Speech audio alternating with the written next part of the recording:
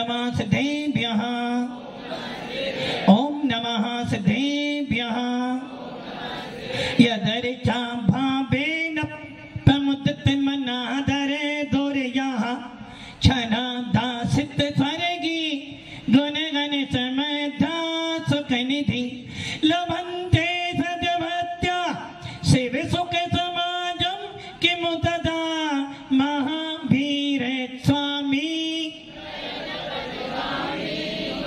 महावीर स्वामी, महावीर स्वामी। गुरुवः पंचनो नित्यं ज्ञान दर्शनेनायका चारित्राणां गंभीरा मोक्ष मार्ग उपदेशिका। पंच परमेष्ठी भगवान की, एक आदिनाथ भगवान की, अंतिम शासनपति भगवान महावीर स्वामी की, आचार्य श्री कुंद कुंद भगवंत की, आचार्य श्री विमल सागर जी महाराज की, आचार्य गुरुदेव सनमती सागर जी महाराज की, 3 कामनों करोड़ मुनि राजों की, द्वादशांजन वनी माता की। आचार्य गुरुवर सुंदर सागर जी महामुनि राज की जय। समस्त आचार्य संघ की जय। भव्य आत्माओं, अंतिम तीर्थेश भगवान महावीर जिनके पावन शासन काल में, जिनके पवित्र शासन काल में हम सब अपने आत्मा का कल्याण करने के लिए उनकी वीतराग देशना सुन रहे हैं। और जब जब भी इस आत्मा के अंदर भेद विज्ञान उत्पन्न होगा, जब भी इस आत्मा के अंदर वैराग उत्पन्न होगा, और जब भी इस आत्मा में पंच परमेष्ठी की याद आएगी तो वीतराग शासन से ही आएगी, अन्य किसी शासन से नहीं आ सकती। ऐसा पावन शासन जो अनादि काल से जयवंत था, है और हमेशा रहेगा। ऐसे वीतराग शासन में सौभाग्यशाली हो, इतने सारे जैनों में से सौभाग्यशाली हो कि तुमको आज यहां बैठकर वीतराग देशना सुन रहे हो। ऐसे पुण्य को कमा के लाए हो कि धन को कमाते ही कमाते हो, जिनको लक्ष्मी कह रही है। लक्ष्मी क्या कह रही है? हाँ, निर्मल जी के पास जो बैठे हैं, लक्ष्मी देखी आपने कभी? कैसी होती है लक्ष्मी? बोले हमारा देखी नहीं, जेब में है भी, और बैंक बैलेंस बहुत बड़ा है, इसलिए लक्ष्मी मेरे पास बहुत सारी है। लक्ष्मी कह रही है, देख तू बड़ी मेहनत से कमा के लाता है, और कमा कमा कर किसको देता है? किसको देता है? किन्हें देते हो? बच्चों को नहीं, होम मिनिस्टर को देते हो। बच्चों को तो मांगनी पड़ती है, होम मिनिस्टर अपने आप छीन लेती है। लक्ष्मी कह रही है, देख मुझे देख ले, और तेरी तो औकात ही क्या है देखने की? बड़े बड़े राजाओं ने मुझे देखा, बड़े बड़े चक्रवर्तियों ने मुझे देखा, और बड़े बड़े कामदेवों ने भी देखा। और इतना नहीं, पूरे विश्व का सम्राट बनने वाले ने भी मुझे देखा जरूर, किंतु मुझे प्राप्त नहीं कर पाया, जो कि मैं खड़ी हूं। कैसी हूं? खड़ी हूं। और जो खड़ा होता वो कभी स्थिर नहीं होता। इसलिए ये कभी मत सोचना कि मैं तेरी हूं, मैं तो संसार में किसी की भी नहीं हूं। इसलिए मेरे पीछे भागेगा, मैं और भागूंगी, और भागते भागते तू थक जाएगा, किंतु मैं थकने वाली। उधर सरस्वती कह रही है, कौन कह रही है? सरस्वती कह रही है, बेटा कहां भागता है? किसके पीछे भाग रहा है? नीरज जी किसके पीछे भाग रहे हो?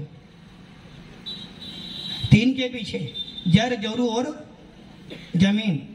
जर मैंने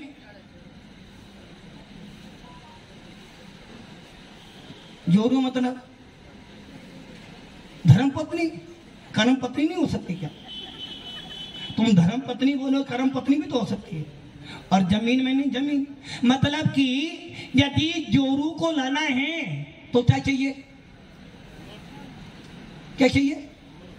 नोट चाहिए। जमीन चाहिए तो, हाँ भैया चश्मे वाले भैया, जोरू चाहिए तो धन चाहिए, और धन नहीं हो तो जोरू नहीं मिलेगी। यदि जोरू नहीं मिलेगी तेरा क्या जाएगा? यदि जोरू नहीं मिलेगी तेरा क्या जाएगा? कुछ जाएगा क्या? अरे महाराज लोग कहेंगे बच्चे कैसा लड़का, शादी नहीं हो रही इसकी। जोरू चाहिए तो धन चाहिए, जमीन चाहिए तो धन चाहिए, और नाम चाहिए तो धन चाहिए, और साधु संतों के पास भी जाना हो तो। किंतु भव्य आत्माओं, भगवान महावीर का शासन कह रहा है यदि तुझे मोक्ष में जाना है, यदि तुझे भावलिंगी संत बनना है, यदि तुझे समाधि मरण करना है, तो तुझे धन नहीं चाहिए, तुझे ज्ञान चाहिए। सरस्वती कह रही है हे ज्ञानी जी मत भाग, लक्ष्मी किसी की ना थी ना है और ना कभी। किंतु पवन जी कह रहे नहीं महाराज मुझे विश्वास है, मेरी तो है। पवन जी आपकी तो है ना लक्ष्मी, आपकी है? कह रहे हैं, मतलब कि यहां सुनने के बाद भी अभी मन गवाई।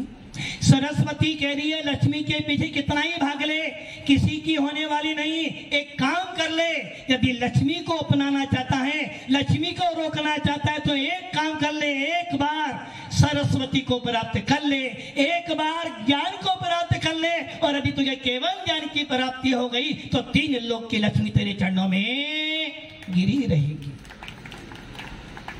क्योंकि सरस्वती बैठी हुई है, और जो बैठा होता है वो कभी जाता नहीं है। ज्ञान तो तेरे अंदर ही है। ज्ञान कहां पर है? ज्ञान कहां है? तारक जी ज्ञान कहां है? आपके अंदर है। तो मैं पागल बोल रहा हूं? ज्ञान तेरे अंदर ही है ना, तो फिर यहां क्यों आए तुम? हाँ? ज्ञान आत्मा में है ना, तो फिर मेरे पास क्यों आया? अच्छा ज्ञान देखने आए कि कितना ज्ञान है महाराज जी को, मतलब कि परीक्षा करने आए? अरे भैया ज्ञानी के पास जाओगे तो ज्ञान मिलेगा, और जब ज्ञानी को देखोगे चर्चा करोगे तो तेरे ज्ञान में निर्मलता आएगी। इसलिए ज्ञानियों की शरण में जाते हैं, ज्ञान की शरण में जाते हैं, तो हमें केवल ज्ञान की प्राप्ति होती है। इसलिए आचार्य भगवंत कह रहे हैं ज्ञान तेरे अंदर है। ज्ञान कहां पर है? तेरे अंदर। और लक्ष्मी कहां पर है?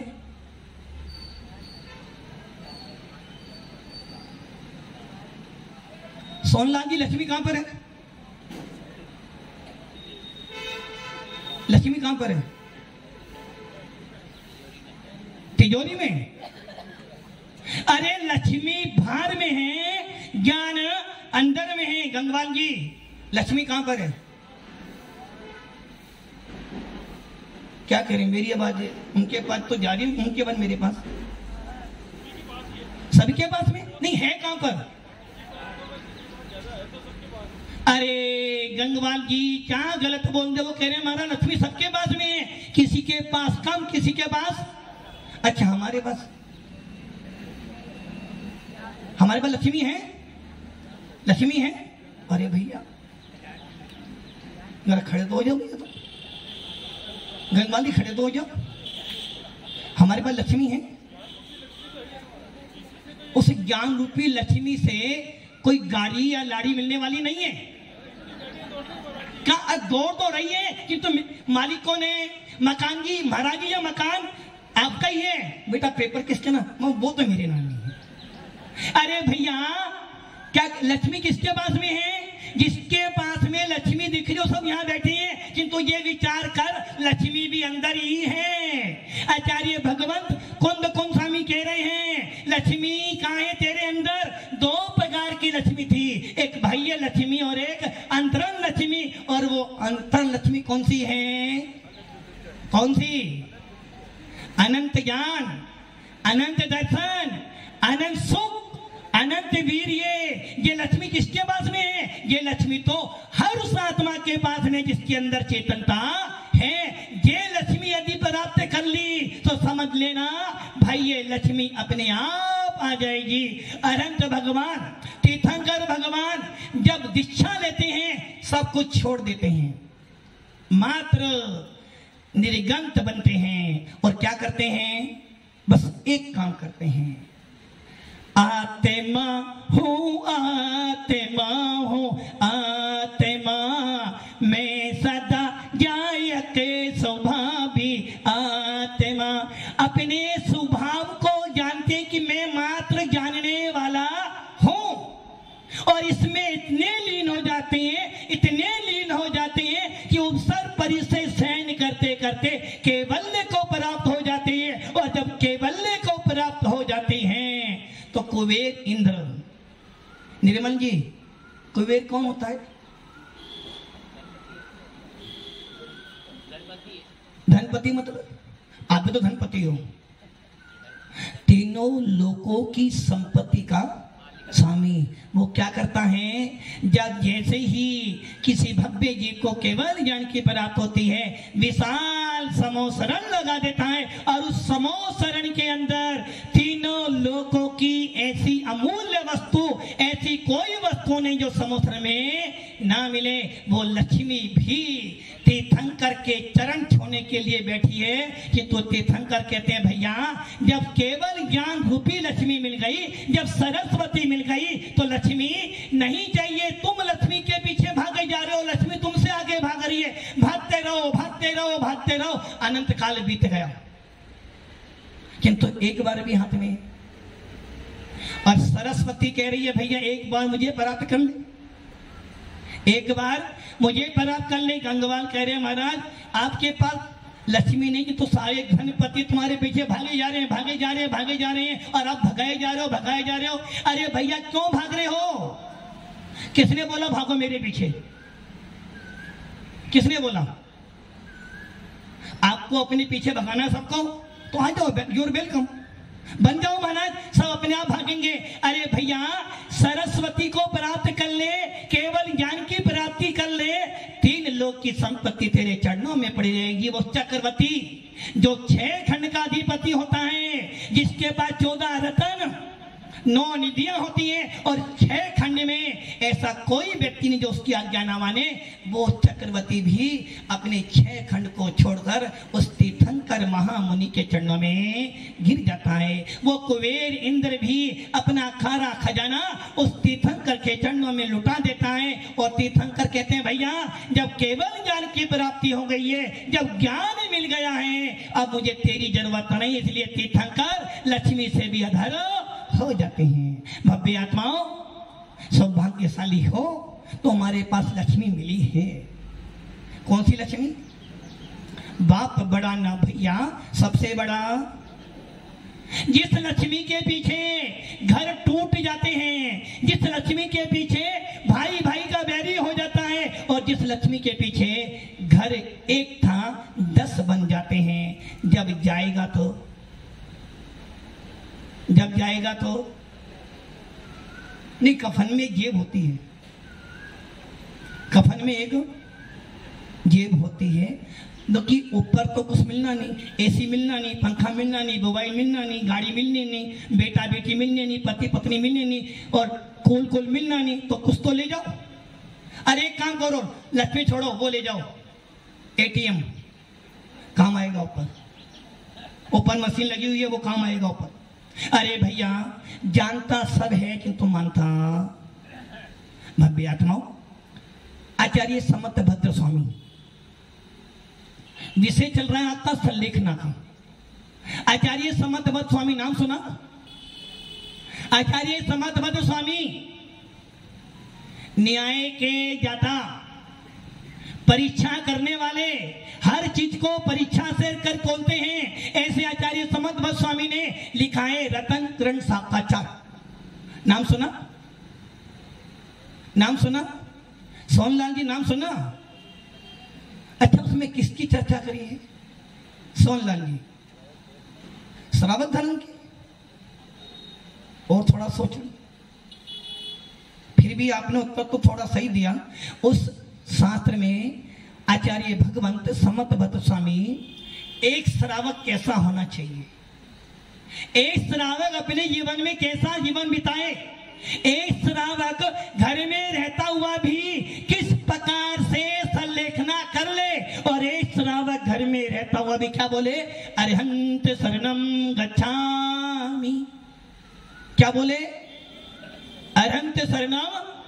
उस रतन शरण साहब को पढ़ने का मतलब है सच्चा देव, सच्चा शास्त्र और सच्चे गुरु के प्रति अटूट श्रद्धान।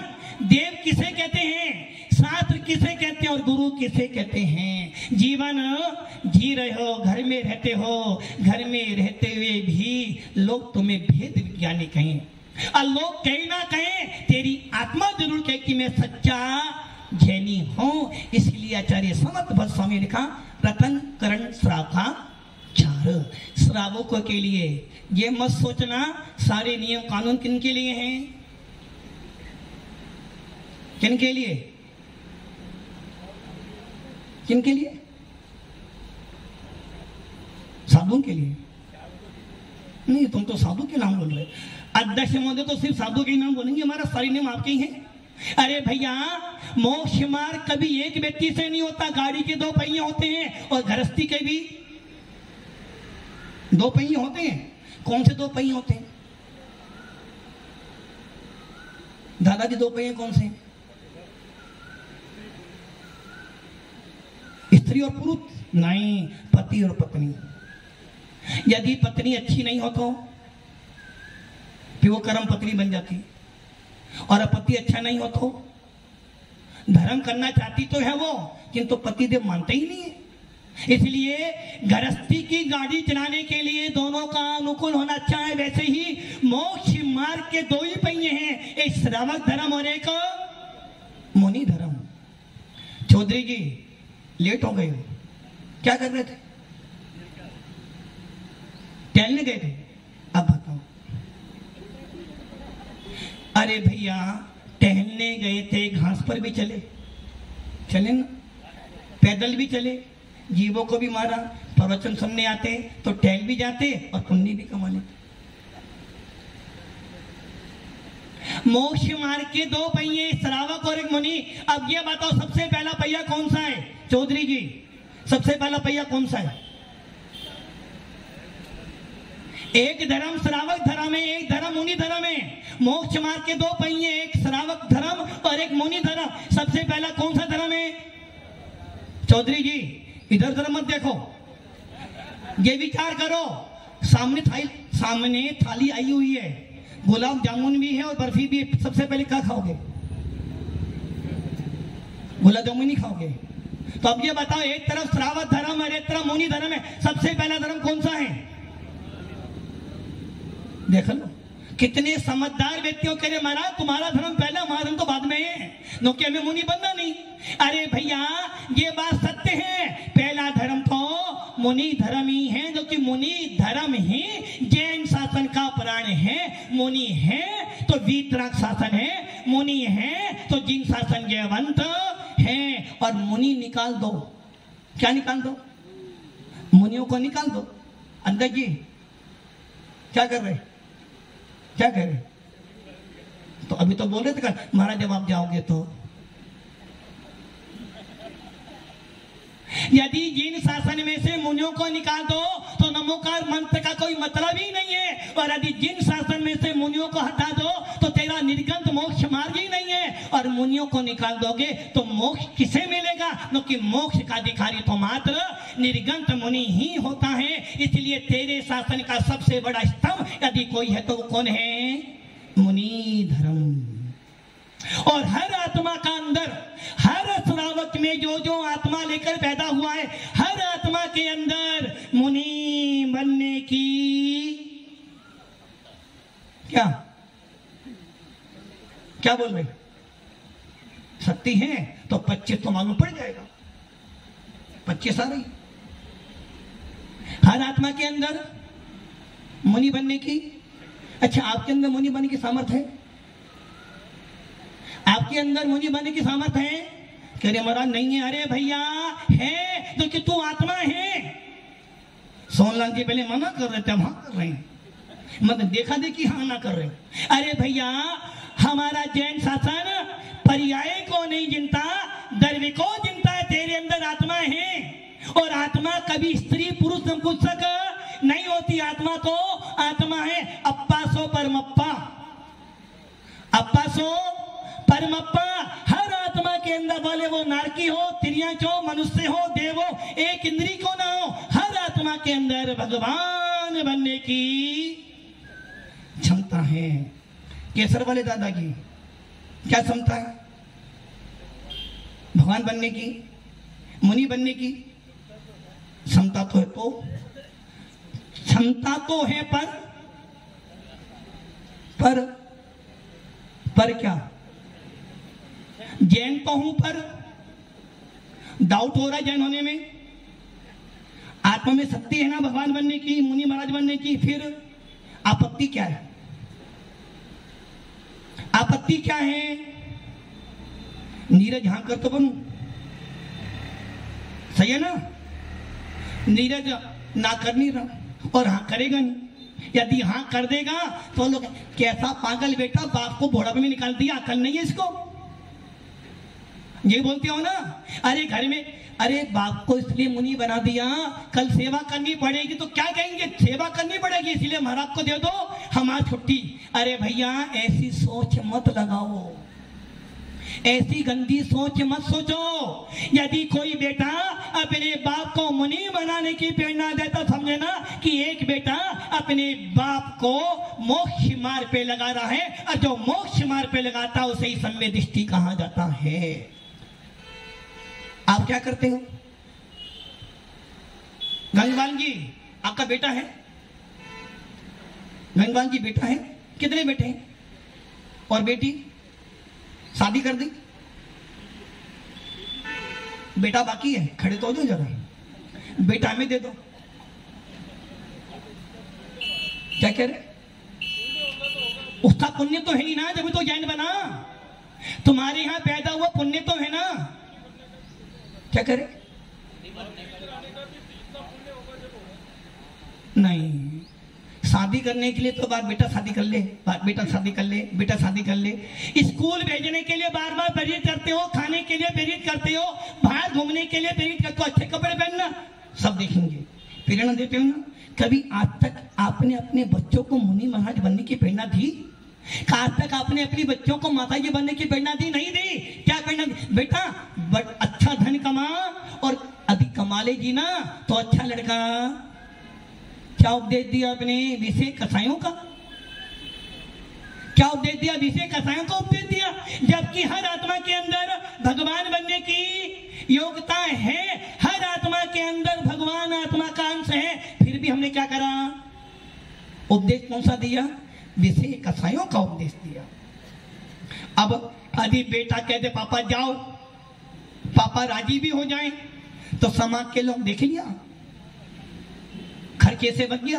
पापा को घर में रखता तो खर्चा करना पड़ता, चलो महाराज को दे दो। क्यों राजकुमार, ये सही है ना? सही है ना? किंतु ये नहीं सोचा तुमने, धन्य है वो बेटा जो अपने बाप को मोक्ष मार्ग पे लगा रहा है। धन्य है वो परिवार जो अपने मोक्ष मार्ग पे अपने परिवार को लगाकर अपना भव निर्धारित करना है। तुम मरोगे पता नहीं कहां जाओगे, और जो मोक्ष मार्ग पे लग गया निश्चित देह गति में जाएगा। भव्य आत्माओं, आचार्य समर्थ भद्र स्वामी, विपिन भैया खड़े हो जाओ। मम्मी को लेकर आए हो, बाराबंकी से आए हो, उल्लू प्रदेश से आए हो। उल्लू प्रदेश है उल्टा प्रदेश। राजी राजी मानो तो उल्टे मानने आता है। मम्मी को लेकर आए हो, क्यों छोड़ने हैं मम्मी को भैया? तो तेरे पास सीए हो तुम, तुम्हारे पास धन नहीं है जो मम्मी को माताजी बना रही हो। लोग क्या कहेंगे? घर में नहीं था इसलिए महाराज माता की ममनाथ की छोड़ दिया। हाँ विपिन भैया, अच्छा, और मैं कुछ कह दूं तो परवाह है? अरे बस गलती कर रहे हो। अरे दुनिया कहे या महाराज कहे, मुझे फर्क पड़ने वाला नहीं। यदि मुझे भगवान बनना है तो मुझे अपनी आत्मा की सुननी पड़ेगी। दुनिया का काम क्या है? दुनिया का काम क्या है? कहना। दुनिया तो अच्छा करो तो भी बोलेगी, बुरा करो तो भी न कि उसको तो मुंह मिला बोलने के लिए एक उदाहरण आता है। मैं बात किसकी कर रहा था? आचार्य समर्थभट्ट स्वामी की। आचार्य समर्थभट्ट स्वामी न्याय के वेत्ता और हर बात को परखते हैं, और वो कह रही है भगवान विशाल समोसन लगा हुआ है, समोसन में सारे देव आए हुए हैं, और तुम्हारे ऊपर क्या लगा हुआ है? छत्रत्रय, 3 छत्र भी हैं, 64 चमर भी हैं, और बड़ा सिंहासन भी है। किंतु भगवान मैं तुम्हें नमस्कार कर लूं ये मत सोच लेना, क्योंकि ये सारी विभूति तो कोई भी कर लेगा, किंतु मैं तुम्हें नमस्कार किस लिए कर रहा हूं? मोक्ष मार्ग सनेतारम भेतारम करम भूपताम ज्ञातारम विश्व तत्वानाम वंदे तद्गुण नमा श्री वर्धमानाय निर्धूत कलिलात्मने सालोका नाम ते लोका नाम यद विद्या दर्पणाय। आप सर्वज्ञ हो, आप वीतरागी हो, और आप हितोपदेशी हो। आपने अनंत तुष्टे प्राप्त किए हैं, इसलिए आपको मेरा नमस्कार हो। ऐसे आचार्य समर्थभट्ट स्वामी अपने 122 नंबर के श्लोक में कह रहे हैं। क्या कह रहे हैं? उपसर्गे दुर्भिक्षे जर्सी रुजायम च निष्पत्ति कारे धर्माय तनु विमोचन माहुर्ष लेखना मारिया। मैं क्या कह रहा था? लोक का काम क्या है? क्या काम है? बोलना। हाँ भैया क्या काम है? तुम भी तो बोल रहे हो अभी। बोलो भाई, मैं भी तो लोगों में आता हूँ। लोगों का काम तो बोलना। अच्छा करो तो भी बोलेगी, बुरा करो तो भी बोलेगी, क्योंकि बिना बोले वो मकई कह रहे थे ना। अच्छा 25 को क्या होना है? 25 को क्या होना है? 25 को क्या होना है? यदि अपना विज्ञापन, यदि आपको अपना प्रचार कराना हो तो क्या करना पड़ेगा? निर्मल जी, आपने घर में कोई बात बोली और आप चाहते हो ये सारी दुनिया भीड़ बड़ा पूरा जान जाए, क्या करना पड़ेगा? गलती नहीं कर रहे, विज्ञापन में पैसा डालोगे। एक ही काम कर लो, क्या काम करोगे? और कुछ सोच लो। हाँ भैया, दादाजी बाल सफेद हो गए, अनुभव तो सीखो थोड़ा सा। आपको विज्ञापन करना है, क्या करोगे बोलो? पेपर में दोगे पैसा लगेगा, टीवी में दोगे पैसा लगेगा, वीडियो में दोगे पैसा लगेगा। क्या करना? बिना फ्री का काम है, बोलो। मैं बताऊं, एक स्त्री को बोल देना, अपने आप प्रचार हो जाएगा। एक स्त्री को बोल दो, महाभारत शुरू हो गई। द्रौपदी को कितना बोला था द्रौपदी ने? बस अंधे के तो। और उस द्रौपदी ने पूरी महाभारत, ना सीता होती ना रामायण, और ना स्त्री होती ना घर में मंथना। तो यदि आपको प्रचार करना ना, कुछ मत करो, बस एक स्त्री को बोल दो। और ये बोल देना, किसी को कहना नहीं, किसी को जरूर कहेंगे। तो फ्री का विज्ञापन है। अब आपका कर्तव्य बनता है कि जैन अनुयायी हो, सम्य दृष्टि हो, देवता गुरु के प्रति श्रद्धावान हो, तो ये सोच लेना कि 25 तारीख को तुम्हारे नगर में दीक्षा हो रही है। बाहर के लोग अपने माता पिता को लेकर तुम्हारे गांव में दीक्षा कराने आए हैं। और समझ लेना, यदि तुम सम्य दृष्टि हो, नमोकार मंत्र बोलते हो, और तुमने दीक्षा नहीं दे, सोच लेना आपने एक मोक्ष मार्ग के नेता की अवज्ञा कर दी। तूने अपना सम्यक दर्शन धुन मिला कर दिया। अब तुम्हारे गांव की इज्जत तो छोड़ो, अपनी आत्मा का भेद विज्ञान यदि तुझे है और नमोकार मंत्र बोलता है, तो अब ये तेरा काम है कि तुझे कैसे प्रचार करना है। क्या कह रहे हैं अध्यक्ष जी? बोले हमारा मेरा काम तो हो गया, मेरी छुट्टी। क्या कह रहा था मैं? लोग का काम क्या? बोलने का। कैसे बोलते हैं? एक बाप बेटा, कौन थे वो? चौधरी जी थे, प्यारे थे, और सवार बैठने वाले दो थे, सवारी एक ही थी। एक घोड़ा ले लिया, दोनों उस पर, चौधरी जी दोनों बैठ गए। चौधरी पे घोड़े पे चलते चल रहे थे, रास्ते में कौन मिल गए? हमारे सोनलाल जी मिल गए। बोले चौधरी साहब कहाँ जा रहे हो? बस यहीं पास में जा रहा हूं। चौधरी साहब दया नहीं है तुम्हारे मन में? इतने दोनों मोटे मोटे आदमी, तुम इस पे बैठ गए, बेचारा दया करो, तुम्हारा धर्म जैन धर्म है, कुछ तो दया करो। चौधरी बोले चलो भाई सही बात कह रहे हैं, उतर गए। बेटा बैठा चल रहा था, आगे कौन मिल गए हमारे पारस जी मिल गए। बोले चौधरी साहब कहाँ जा रहे? बस वही पास में जा रहा हूँ। अब ये कौन है? मेरा बेटा है बैठा, इसे अकल नहीं, बाप पैदल चल रहा और बेटा बैठा हुआ है। अब बेटा सोचा बाप तो सकते हैं, उसने बाबा को बिठा दिया, वो समुद्र उतर गया। आगे चला, आगे कौन मिल गए? कौन मिले? अब पवन जी, चौधरी साहब जय जिनेन्द्र कहाँ जा रहे हो? बस पास में जा रहा हूँ। चौधरी साहब थोड़ी तो शर्म करो, बुढ़ापा आ गया, शर्म करो थोड़ी, बेटा पैदल चल रहा, तुम घोड़े पे चल रहे हो, थोड़ी शर्म करो। अब चौधरी साहब ने क्या करा, दोनों के दोनों पे बैठ गए। किस पे बैठ गए? घोड़े पर। अब लोग बोले अरे भैया दया कर, दया हिंसा परमो धर्म होता, दोनों बैठे, दोनों उतर जाओ, दोनों उतर गए। अब बोले अरे कितना मूर्ख आदमी है, घोड़ा पास में भी पैदल चल रहे हैं। तो दुनिया का काम तो बोलने का, अच्छा करो तो भी बोलेगी, बुरा करो तो भी बोलेगी।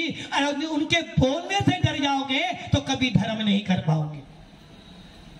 आचार्य समर्थ भक्त स्वामी कह रहे हैं, उपसर्गे दुर्भिक्षे जर्सी रुजयम च निष्पत्ति कारे धर्माए तनु विमोचन माहुर से लेखना मारिया। इसका मतलब क्या कह रहे हैं आचार्य समर्थ भक्त स्वामी? कह रहे हैं कौन से समर्थ भक्त स्वामी?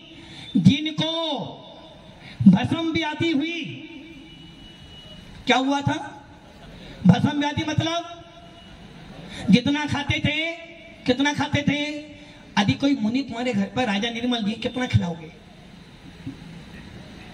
कितना खिलाओगे? कितना पेट भर? कब खिलाओगे बताओ? अपने घर पे खिलाओगे ना? तो घर कहाँ है आपका? पास में है, मैंने देखा नहीं ना अभी तक।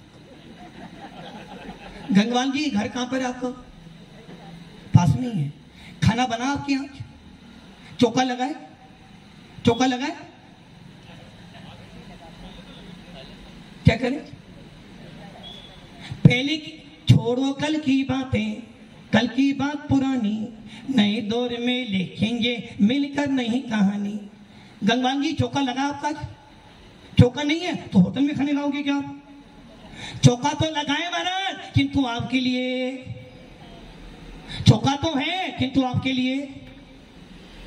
अंदर जी घर कहाँ है आपका? देखो कितनी अच्छी बात बोली महाराज, थोड़ा दूर है ताकि महाराज आए नहीं। कितना दूर है? 1 किलोमीटर, आधा किलोमीटर। हम तो आ सकते हैं। तो चौका लगाया? चौका लगा हुआ है तो सही बात, हम भी सब तैयार हैं। आधे घंटे बाद हम सब तैयार हैं। चौधरी जी मकान कहाँ है? पास में है? दूर है? कितना दूर होगा? चौधरी हम तो आ सकते हैं, आधा किलो भी आ सकते। तो चलें आज? चले ना? चलो आज देखते हैं, अपने आप परीक्षा भी दे लेते तुम्हारी यहाँ। भव्य आत्माओं, आचार्य समर्थ स्वामी को भस्म व्याधि रोग हो गया और जब मुनि बने तो एक ही बार भोजन पानी करना था। और कितनी देर करना था? कितनी देर? वो दादाजी बैठे ना पीछे, वो नीली कमीज पहने हुआ। हाँ दादाजी खड़े हो जाओ, क्योंकि मुझे नाम नहीं पता, नया नया आया हूं ना। मेरा नाम तो आप सब जानते हैं, मैं आपका नाम नहीं जानता हूँ। एक काम करना, अपनी अपनी नेम प्लेट हिलाना, मैं नाम जान जाऊंगा सबका। हाँ दादाजी कितनी देर हर कराओगे मुनि रात को? 2 घंटे, 1 घंटा, आधा घंटा? कितने घंटे? जब तक करेंगे तो कराते रहोगे। अभी मान लो कि मेरा 9 बजे आ जाए, शाम तक करते रहे तो कितना खाते हैं महाराज? महाराज अब तो बैठो, जाना मेरे। मुनि राग की हार चरिया का टाइम है 2 घंटे 24 मिनट। कितना? 2 घंटे 24 मिनट तक मुझे हार कर सकते। कब? चौके में जाने के बाद जब आप शुद्धि बोलते हो ना, हे स्वामी मन शुद्धि, वचन शुद्धि, काय की शुद्धि? काय की शुद्धि महाराज? मन शुद्धि, वचन शुद्धि, काय शुद्धि, हाथ जन शुद्धि। अंगुली मुद्रा छोड़े, अंगुली बांधे और हार ग्रहण कीजिए। उस समय से लेकर जब हमारा खड़े होता हूं, उस समय से लेकर 2 घंटे 24 मिनट हार कर सकते हैं। अब बताओ 2 घंटे 24 कितना हार करना है? उसी समय पानी पीना है, उसी समय दूध पीना, सब उसी समय खाना है। आचार्य समर्थ भक्त स्वामी जितना भोजन करते थे उतने भोजन से उनकी व्याधि दूर नहीं होती थी। गुरु के पास बोले, गुरु महाराज अब सहन नहीं होता, क्या करूं? एक ही मार्ग है, वो कौन सा मार्ग है?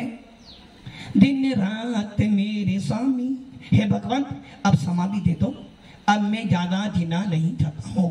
आचार्य महाराज जानते थे उम्र अल्प है और इस व्यक्ति से आगे प्रभावना होनी है। बोले एक काम कर, पीछे कमांडर यहां रख और जा अपना रोग दूर कर कर। अब यहां समझ लेना, एक दीक्षा छोड़ी जाती है गुरु के आदेश से, अरे दीक्षा स्वयं छोड़ी जाती है। बता दोनों में अंतर कितना है? एक लड़की, पवन जी, एक लड़की शादी के बाद पियर जाती मम्मी पापा की मर्जी से और एक अपनी मर्जी से आते, दोनों में अंतर है। क्या अंतर है? यदि आपकी मर्जी से गई है तो बहू मेरी है, और अब बिना मर्जी से गई है तो महाभारत है ना महाभारत। वैसे ही एक दीक्षा गुरु के आदेश से छूटी और एक अपने आप छोड़ी, दोनों में। उस समर्थ भक्त स्वामी ने दीक्षा छोड़ी और एक पहुंच गया हिंदू मंदिर में, सारा भोग खाता रहा, रोग दूर हो गया। रोग दूर होने का मुना मुनि बन गया और मुनि बनकर उसने जो दिन शासन की प्रवना करी, कहानी आप सब जानते हो कि उन्होंने नमस्कार करा, पिंडी फटी और चंदा परिभ्रमण प्रकट हो गए, सब जानते हो। ऐसी श्रद्धा किसके प्रति होनी चाहिए? किनके प्रति? किनके प्रति? कहीं गलत नहीं कर रहे आप? हाँ भैया संचालन महोदय, दूसरों की संपत्ति पे नजर डालोगे जीएसटी लग जाएगी। हाँ नीरज भैया, किस पर डिस्ट्रिक्ट श्रद्धा किस पर होनी चाहिए? A for apple, B for A for Arihant, B for Bahubali. अरे श्रद्धा देवता गुरु के प्रति तो है, किंतु देवता गुरु पे श्रद्धा करने से काम नहीं चलेगा और देवता गुरु के प्रति श्रद्धा नहीं करने से भी काम। देवता गुरु पे श्रद्धा कर, किंतु साथ ही साथ अपने अंदर बैठे भगवान पर भी श्रद्धा कर। मैं कौन हूं? मैं कौन हूं? हाँ मैं कौन हूं? मैं महाराज हूं ना। मैं कौन हूं? मैं भगवान आत्मा, तुम? अरे भैया अपने आत्मा पे श्रद्धा करना सीख पहले। देवता गुरु पे श्रद्धा आपकी है, किंतु अपनी आत्मा के ऊपर श्रद्धा तेरी अभी तक नहीं हुई। अभी तक तूने अपना मूल्य किससे करा है? भाई ये वस्तुओं से ही अपना मूल्य करता है। एक बार अपने अंदर में झांक कर देख, तेरे अंदर अनंत अनंत अनंत गुणों का भंडार पड़ा हुआ है। मकान छोटा है दुखी होता है, गाड़ी एक है दुखी होता है, और लक्ष्मी ने तो दुखी होता है। कि तू ये सोच ले, तेरी आत्मा के अंदर अनंत अनंत अनंत गुण भरे पड़े हैं, कभी तूने देखने का प्रयास? सोनलाल जी कितने मकान है? नहीं वो तो आपके नाम है, और मकान और गाड़ी? 2 गाड़ी, एक भाड़ की और एक, और सोना कितना है? नहीं पता तो है महाराज, अभी बता दूंगा तो छापे वाले आ जाएंगे, नहीं बताऊंगा। अच्छा बच्चे कितने हैं? एक बच्चा रे बच्ची?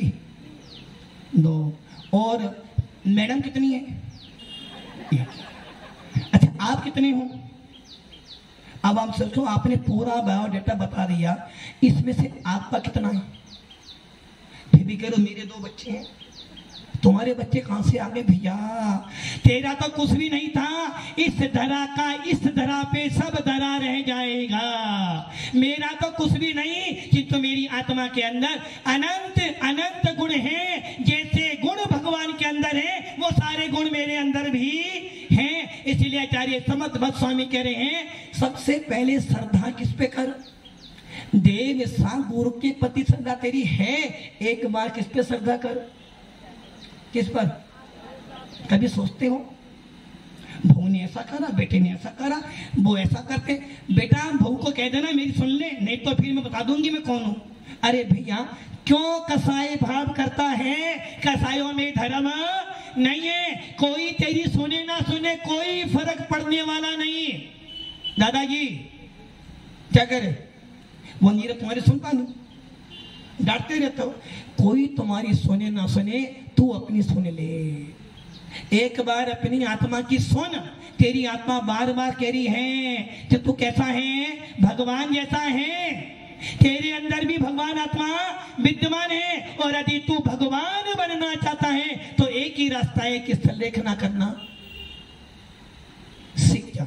इसलिए आचार्य समंत स्वामी अपने 122 नंबर के श्लोक में कह रहे हैं सल्लेखना कैसे की जाती है। भव्य आत्माओं समझदार हो, जैन कुल मिला है, भगवंतों का आगम मिला है, भगवंतों की शरण मिली है। और देखो कितना बड़ा शासन है। सवेरे भी नमोकार मंत्र बोलते हो और शाम को भी।